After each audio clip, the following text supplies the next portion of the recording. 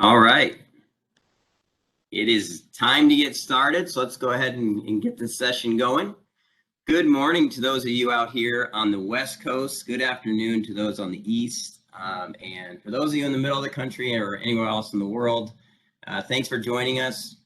Welcome to our monthly Rapid Scale Cloud and Power webinar.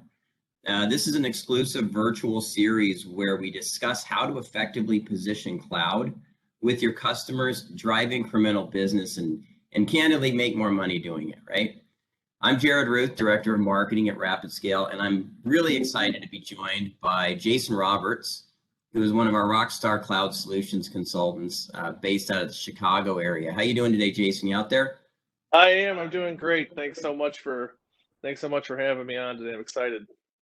I know you're having a little bit of a bandwidth issue, so you normally would be on camera, but try it. Well, I think if my voice is coming through clearly, I think we'll stick to that now. And then we're suffering as so many businesses in the area have experienced as of late, a slight disruption of service in my area. So they Very good. Well, thanks for joining. So, it's interesting. One of the conversations we've been having recently, and I find it fascinating as we travel around to different markets, industry events. I'm always surprised to hear our partners talk about, that they need to move to the cloud and need to start selling, cloud solutions, but they're already making great money, selling connectivity and have mentioned on numerous occasions that they really need to start doing more cloud activities. But as I've talked to a number of our partners, one of the things that I've found is that they, some of them don't know how, some of them are a little bit scared to take the jump. Others, again, like I said, they're making good money selling connectivity, so it's not necessarily a priority to them. And so, we were having a conversation internally about what that looks like and just the power of selling cloud solutions and really how that can be a force multiplier for your business, but also, keep you relevant to your customers. So we're going to talk about that today. And Jason, I think, has done a really good job among a lot of our other CSCs in creating a very unique value proposition for our partners to make it almost foolproof. I would say in many ways foolproof to sell cloud and to take the leap into selling these types of services. So we're going to jump into that. Before we do, though, Summer, you want to give me the next slide?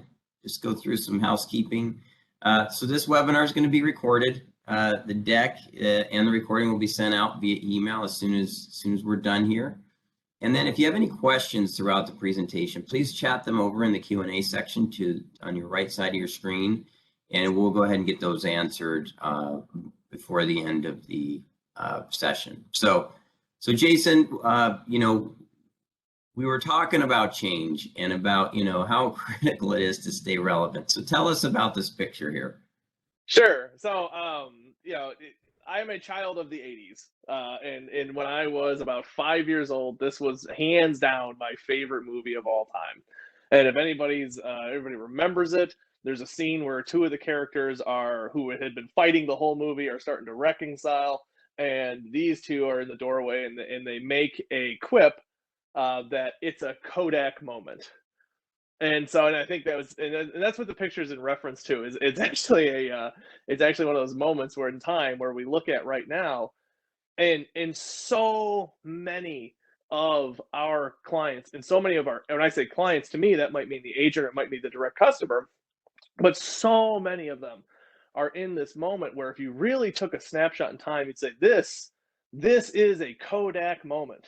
But the thing is, that definition has changed since the time of that movie came out. Because if you look at the Kodak story, what a Kodak moment used to mean was, nobody had cell phones. Nobody had their cameras ready to go. Nobody had Instagram. Nobody had Snapchat. Nobody had Twitter. Nobody had any of these things yet. And most people didn't walk around with a camera just ready to go. The selfie hadn't been invented yet. And so what they said was, when the moments that matter most in your life, the moments that are pivotal, and you want to capture those are Kodak moments. And so in today's terminology, if we say something's a Kodak moment, it almost has a tale of woe attached to it. It's like a heed this warning message. And because if you look at the Kodak story, essentially this is what happened to them. Kodak, for those who aren't familiar, had the absolute market. They were a monster. They had the film market on lock, so much so that the term Kodak moment meant that if you're going to snap something, it's memorable to you, it needs to be captured forever. This is going to happen on Kodak film. It's not even a question. Well, at the time, what most people don't know is that they actually had the rights, the patent to the first digital camera, and chose not to let it out to the marketplace because they didn't want to change. And they said, no, no, no, no, no, we're not going to do anything. What we're doing right now is working. Just keep it going, keep it going, keep it going. And what ended up happening was a competitor of theirs who had nothing to do with them on a symmetrical level. They're not a symmetrical competitor. Released the first digital camera mainstream. And then somebody else came out and did it again, and somebody else came out and did it again, and they started making a lot of money. And for every person who's using digital cameras, the film industry was starting to take a hit. And it wasn't until they finally said, hey, we got to do something. We have to pivot. We have to do something different than what we're doing, or it's going to be too late. They released, okay, we had the first one. We were the pioneers of this technology. Unleash the Kraken. Bring the Kodak digital camera to market. By that time, they were eighth in the marketplace. And it wasn't very much longer after that they went under. And there's still a remnant of Kodak today and everything like that, but there's no movie now is making mainstream references to this business. They have become irrelevant for all intents and purposes.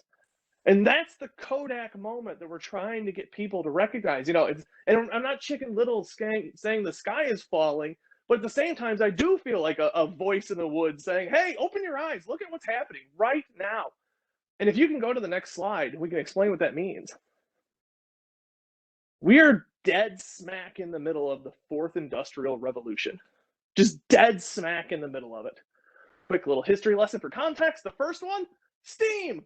It was a new day, right? The second industrial revolution was when we had mass production, right? We had the production line in electricity. And then a little earlier, a little before my time, but maybe not for the people around this call, we had automation. And we had internet, and we had data, and we had internet, and we had the ability to connect multiple sites, and the ability to transfer information, and it changed the way businesses operate. Well, as it sits today, we are dead smack in the middle of the fourth, which is where we've seen that all of the data that was created from the third industrial revolution, now people want to be able to use it.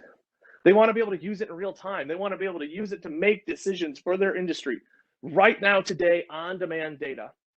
Because what they quickly realized was everything is connected to the internet. Everything. And if you harness that power, if you harness that intelligence, you can make changes to your company faster than your competitors can. So for our clients, maybe that means they're the first to the marketplace with what they're trying to do. Or God forbid, they're at least not eighth and tell their own Kodak story.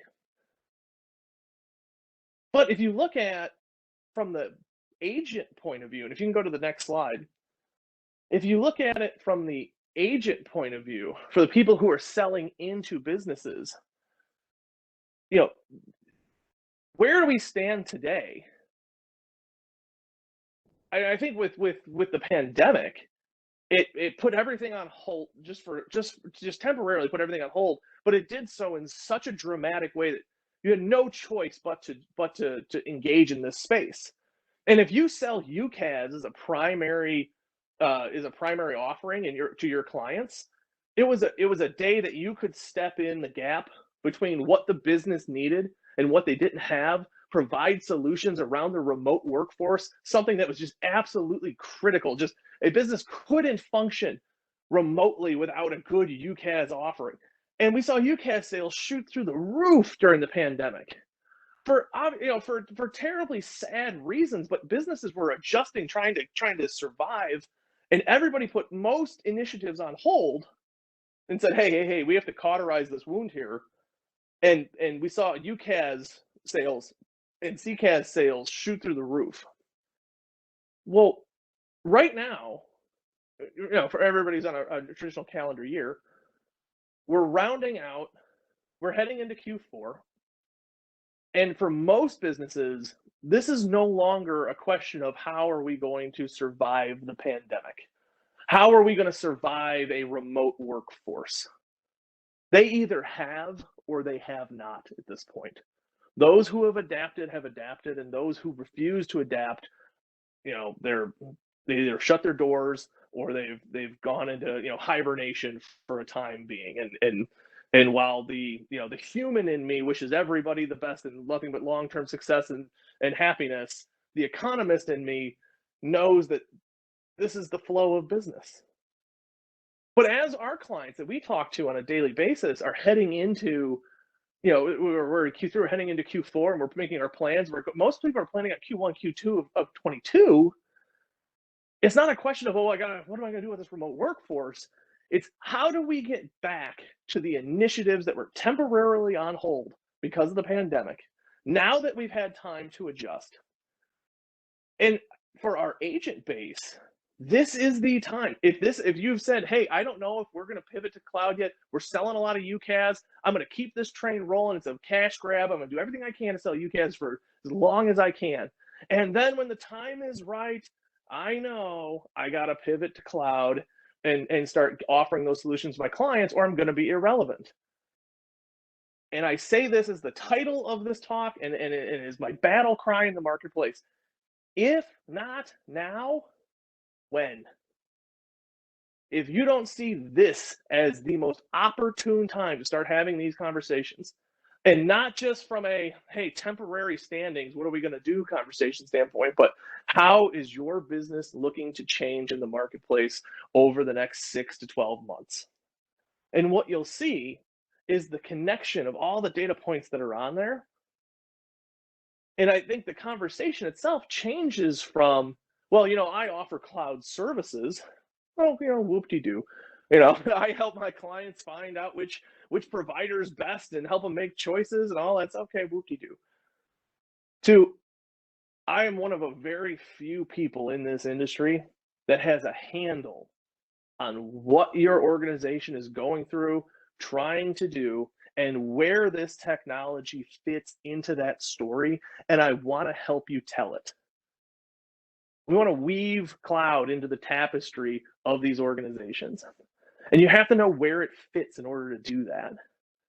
And what you see in front of you is just a general example of some of the options that are available to you. And RapidScale plays a part in some of these in an incredible way, and others in a passive way. But the idea is that we're involved in every single thing you see there. So from an agent standpoint, and even from an agent standpoint, just in a business sense, typically the first one in the market is the leader. The question I always ask everybody, it's one of my favorite questions, especially when I do talks and seminars and stuff like that. Like, if you had to guess who the number one of something is, typically it was the first one. So if I was to ask, Jared, number one college in America, who is it? Harvard. Harvard, very good. Who do you suppose the first college in America was? Harvard. Harvard, very good, excellent. So if I'm in Des Moines, Iowa, and I can go back in time and say, hey, who's the leader in cloud technology, consulting? Who's the leader in the agent space for cloud technology in Des Moines, Iowa? And I'm looking at this from 10 years in the future. Well, they're going to say, oh, well, it was XYZ. And we say, great, who was the first one to get in there? There's a good chance it was going to be XYZ. Hey, So if Jason, we may have some people on the call that would disagree with you on that being the best college, though. Just saying. oh, okay, well, so I mean, I don't necessarily mean from a qualitative I'm just kidding. standpoint. I think Especially if you get into yeah, football or basketball discussions. Yeah. sure. So I mean, lots of ways to slice that up, I suppose. But I think it's well, either way. I digress. I If you know can what hit you're the saying. next slide for me. So how do we get started? This is this is the question I see all of the time, and I speak at a lot of engagements, and I work very closely with the people that are in my 8 state territory, and there's there's usually two conversations. One is, okay, I know I need to do it. How I'll eventually get to it, and then at some point they say, okay, yes, it's time. Then this very next question, the logical question too, is okay, what do I do first? Well, and I think what you see in front of you are it's not that there's one that's better than the other. It's just I think the idea is to pick an approach and start. And some possible options here are to go one, you could take a market, whether it be existing clients or whether it be new logo acquisition, and you say, I am going to subset this out into the vertical alignment within that market because those folks are going to be trying to do roughly the same thing, having roughly the same headwinds. And I know that we can not necessarily, nothing's cookie cutter, and it's not necessarily that it's turnkey, but the outcomes they're going for. And I think the really important, the the metrics that they use to measure success are similar. And so, and I'll give you an example here, right? So if we said, okay, I'm going to take the group that I'm targeting, I'm going to split them up, and I'm going to go after market. I'm going to go after manufacturing.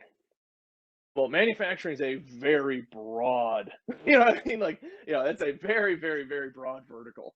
So maybe you go a couple of steps deeper into that, and I say, okay, I am specifically going to go to people that are not multinational manufacturing shops that have less than 10 plants, have an employee count between X and Y, and focus on technology that does X, Y, and Z, and specifically are having trouble separating their IT from their OT networks. Even with that granular of a vertical focus, you will have such a blue ocean in front of you.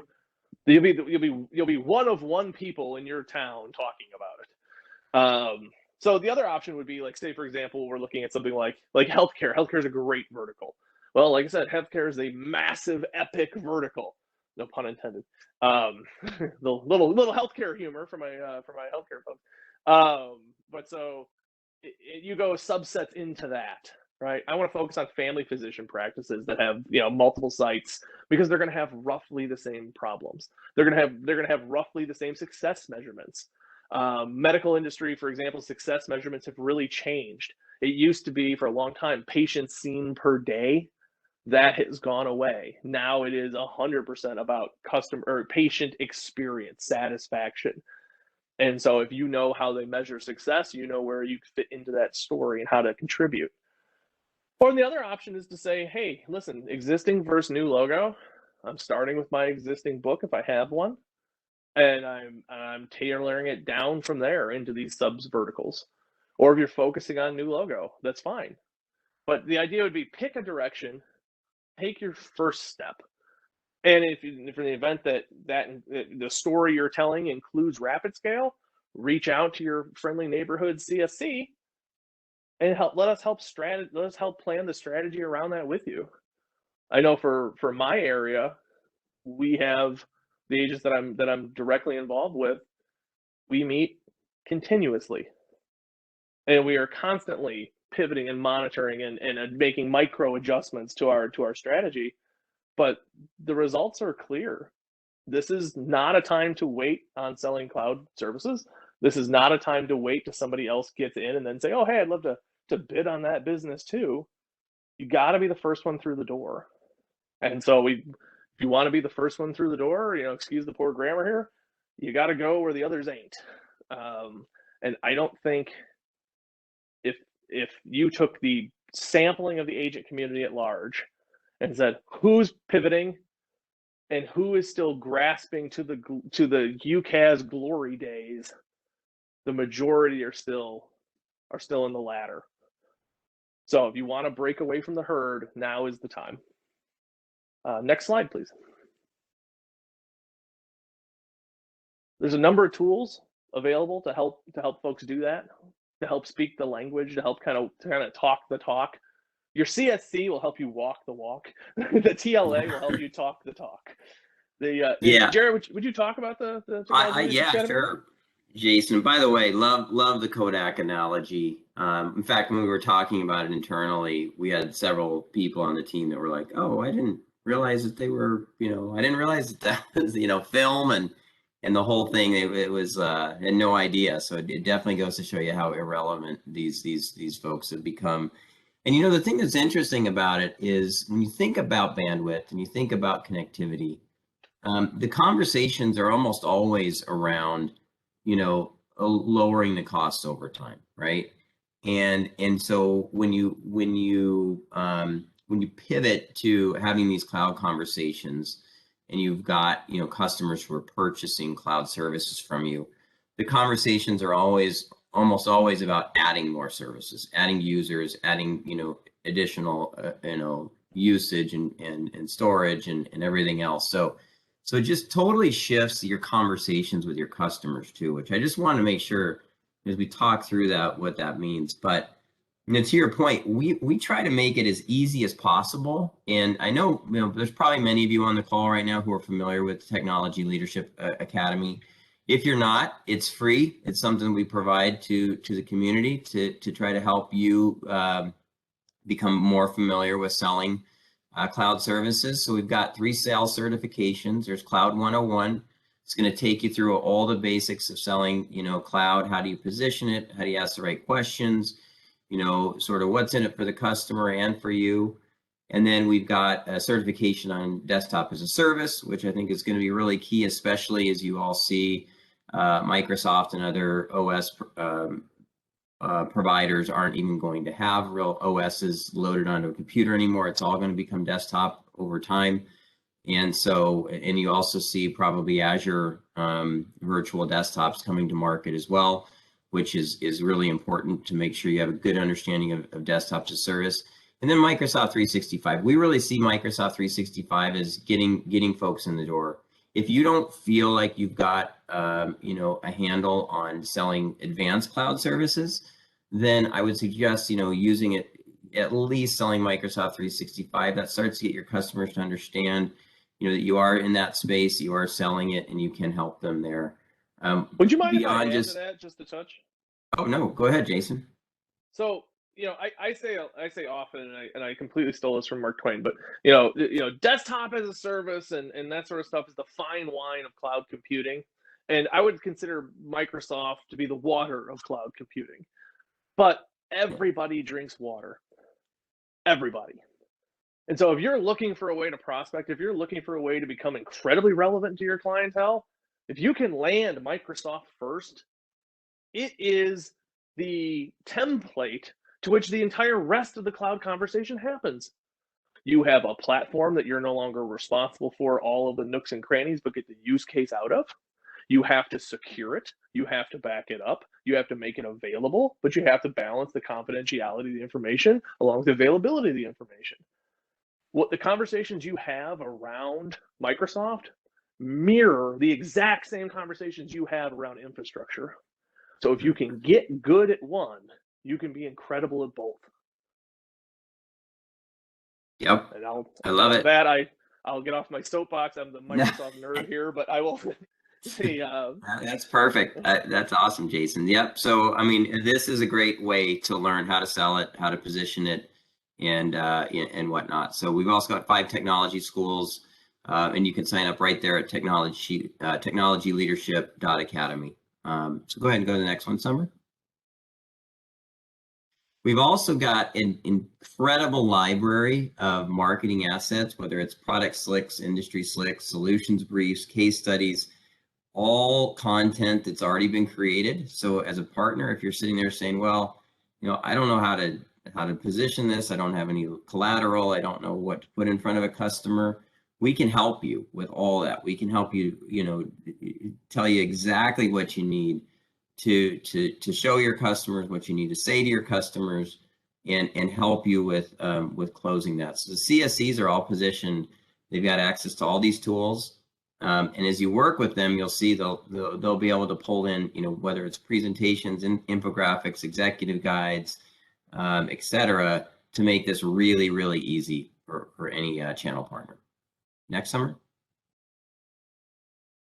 We've also got a pretty cool spiff going on right now, 1x MRR for SD-WAN, but then we also can push on that exact same 1x MRR and offer that for anything that's disaster recovery as a service, backup as a service, or infrastructure as a service. So would you mind beyond if I just jump in on that too real quick? Not at all, Jason. Go ahead. All right. So for our traditional, circuit heavy practices, this is, I think, the natural progression. And I think it's silly because it's something that sometimes gets overlooked from the rapid scale standpoint. Your client calls and says, hey, I need to change my bandwidth. You say, okay, like we're going from 100 meg up to 200 meg or whatever, pick your numbers, doesn't matter. 500 megs to a gig. Logical next question. Interesting. Why? Whatever the answer to that is, if it has something to do with a critical business function, how hard would it be to then follow that up with, wow, it sounds like this is going to be really important with you. Why don't we add some security and some quality assurances around this circuit and make sure that the applications that you're prioritizing can actually function the way they're supposed to? And God forbid something happens, we have services available to get them back up and running without you having to be on hold with your local ISP for a couple of hours. It is the simplest way to pivot from a technology to a business function. All right, and with that, I'll let you keep going. Nope, that's perfect, and a need, right? You're solving a problem for them now, which is great. So take advantage of this, and then I think there's another one, Summer. Yes, perfect. So speaking of Microsoft 365, definitely wanted to talk about this because we have some of our most aggressive pricing that we've ever launched right now. 15% off of our existing rack rate pricing, which is pretty exceptional. And the thing that's really cool about this is that we don't, and there's a lot of people out there selling Microsoft's 365 seats, and that's great, but we really offer a lot of additional value. So we help with migration, we help with making sure that the onboarding process is set up, and Microsoft and others don't do that. We also give our customers, every single customer, Nulia, which is a tool that helps businesses both learn Microsoft 365, but also it helps them with adoption. So they get reporting and everything about users that are using it and things like that. We also offer end user customer support, which is really awesome because, again, most providers won't provide that. We can actually give them, if you have an end user that calls in, of course, obviously, if the IT manager calls in, we'll help too, but we go all the way down to the end user, which most companies won't provide that. We also offer backup options and a lot of other things that are bundled in with our Microsoft 365. So when you think about buying Microsoft 365 from Rapid Scale, you're not just buying the seat; you're buying an entire suite of functionality above and beyond just that seat. So really important to understand. Jason, anything else on that? Yeah, my favorite thing about Microsoft, and I could probably sell Microsoft at 2x the price, and now we're offering it at a discount, so I think that makes it a little easier. But I think when I think Microsoft, here's my thought, and I promise this is my last grandstand of the day. Business does not have to be ho-hum, dumb-drum, dreary, and drab. The organization that you work for could be excellent. It could thrive and flow and be a fun and exciting place to work. And I don't think there is a technology that helps facilitate that better than O365. Agree. All right, good stuff, Summer. think we're at time. So I know we're at time. We're at our time right now. So I'm going to try to wrap this up quickly. So what now, right? So Jason mentioned it. Choose your segment you want to focus on. Most of you already have customers that you're working with, and you probably are very familiar and comfortable with certain segments.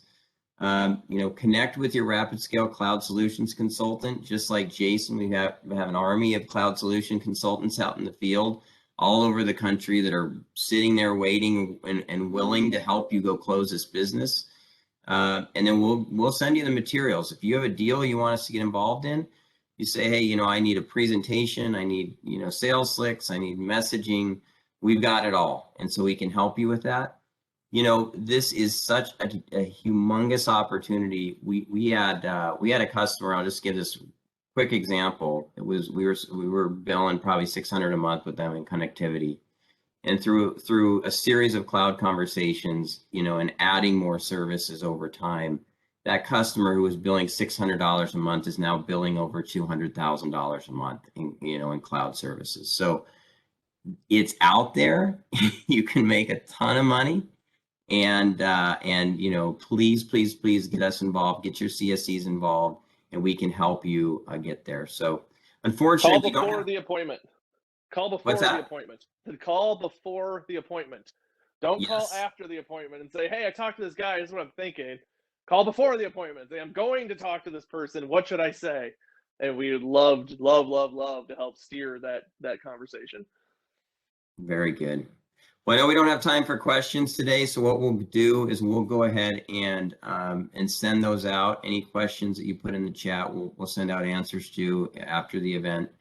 But I just wanted to say thanks to Jason. Appreciate you joining us and sharing, what you've been doing with your partners out there in the field to help them be more successful in selling cloud and sharing your knowledge with us. And also thanks to everybody who joined today. We're excited to work on some of these deals with you. We're excited to help you, pivot over to cloud. And most importantly, we're excited to help you make more money doing it. So appreciate it and have a fantastic rest of your day. Take care. Thanks, everyone.